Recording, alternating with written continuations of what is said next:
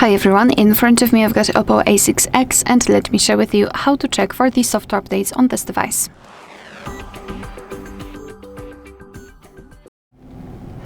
Alright, so first of all, make sure that you've got the internet connection because it is required, and simply for checking you can use Wi-Fi or mobile data, but to be honest I highly recommend to use Wi-Fi, especially in this situation if you will decide that you want to download the update.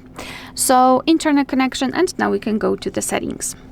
Here, let's scroll all the way down to find the option System and Update and tap on Software Update at the very top. And now your device is checking for the updates, and basically you can meet two different scenarios.